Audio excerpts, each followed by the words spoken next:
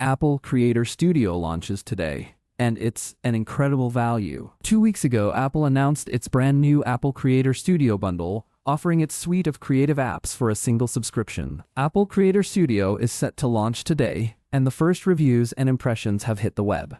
Head below for a full roundup. Apple has also published a new press release highlighting how creators are using the new Final Cut Pro features. Apple's Creator Studio is $12.99 per month or $129 per year.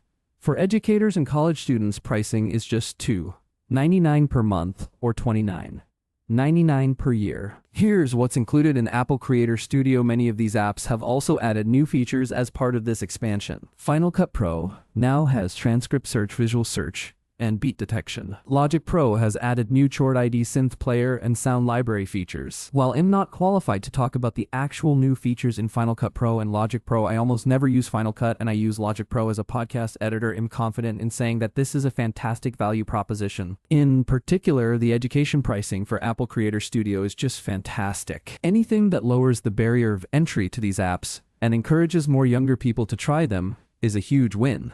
While there is a lot of subscription fatigue right now, and it's a valid feeling, the trade-off in lowering the getting started cost for these apps is well worth it, I think. I have spent time with Pages, Keynote, and Numbers in the last week. The new Content Hub is a nice touch and makes it easy to quickly get started with your creation. I do wonder how this will evolve in the future. Just how much stuff is Apple interested in putting in the Content Hub? There are also new AI features in Keynote, including the ability to create a first draft of a presentation from a text outline or create presenter notes from existing slides. These features feel like table stakes for a presentation app in 2026, so I don't think it makes sense to gate them behind the Apple Creator Studio paywall. My instinct is that the launch of Creator Studio is going to give a lot of people reason to ditch their Adobe subscriptions, especially if you value creating on both the Mac and the iPad. It's also a better option than freemium apps that nickel and dime you with upsells. Apple Creator Studio is an incredibly compelling option with a single Al-Anon price. Here's what the more qualified people have to say about Apple's new Creator Studio bundle and the new features in each app. Here's Kyle Barr at Gizmodo on the new transcript search feature in Final Cut Pro. The feature worked fast and seamlessly when I tried it on an M5 MacBook Pro. The transcriptions were also on point based on the videos I plugged into it.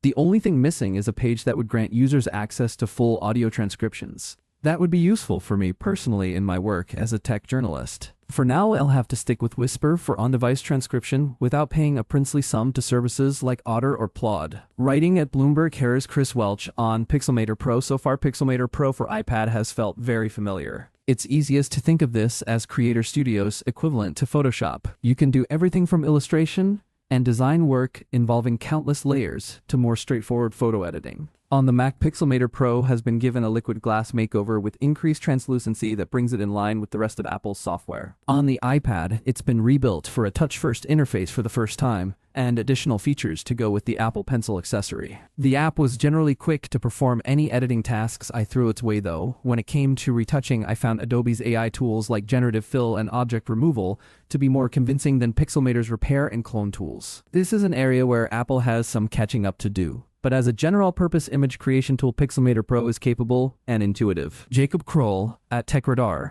on what's new in Logic Pro continues Apple's more thoughtful approach to AI. The standout addition here is a new EDM-focused session player dubbed Synth Player, which expands an area Apple has clearly been investing in for years with Logic Pro. Logic Pro treats AI like a collaborator here, acting as a virtual musician that helps you move ideas forward, experiment with structure, and play inside a digital studio. It can even play along in real time or after you record a track of your own. I'm not a musician by trade, but Logic Pro's AI tools, including session players and stem splitter, feel less like automation and more like creative assistants. You're still making the decisions and the software may simply help you get there faster.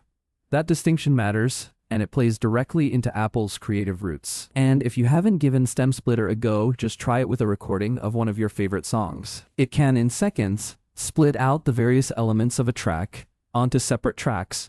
Within Logic, it's super functional. Jason Snell at Six Colors on the new features in iWork.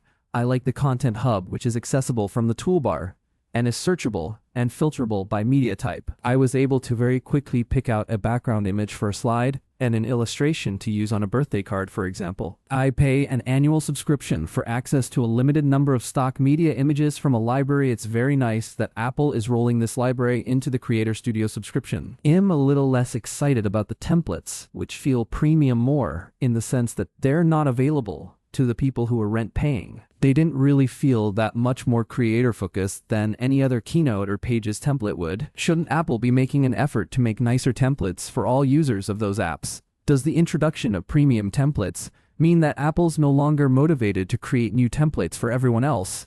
The whole thing just hits me wrong. Ben Rogerson at Music Radar on Logic Pro's Chord ID feature. It's not a totally brainless process. You still need to drag a region to the chord track so that it can be analyzed and the chords displayed, but it's quick, easy, and usually very effective. Yes, Chord ID sometimes gets a chord wrong, particularly when you're giving it complex voicings to deal with, but these can be edited and you're usually left with a good starting point for the session players to work from. Said players don't always get it right first time, just like plenty of real bandmates we've worked with, but with a little persuasion tweaking, you can usually get them to perform how you want them to. Elsewhere, iPad users are going to love the quick swipe comping inherited from the Mac version. This makes total sense on a touchscreen. Choosing the best parts from different takes can now be done simply by touching and swiping, making vocal comping while on the move a breeze. It's also a great use for your Apple Pencil if you have one. Michael Muchmore at PC Mag put Apple Creative Cloud head-to-head with Apple Creator Studio. Adobe's Creative Cloud offers more powerful apps across a broader range of disciplines, so it takes the win in this comparison. If you're a creative professional, Adobe's programs remain the ones you should learn to use. Apple's Creator Studio suite lacks key tools for page layout and photo workflows, and its apps don't support Android or Windows. You might not care about the latter if you work entirely within Apple's ecosystem, but it can be a major issue in collaborative environments. For these reasons, we primarily recommend Creative Cloud. That said, Apple's Creator Studio subscription can save you a significant amount of money if it includes everything you need, and we appreciate Apple's serious effort to challenge Adobe's supremacy. FTC, we use income earning auto affiliate links. More.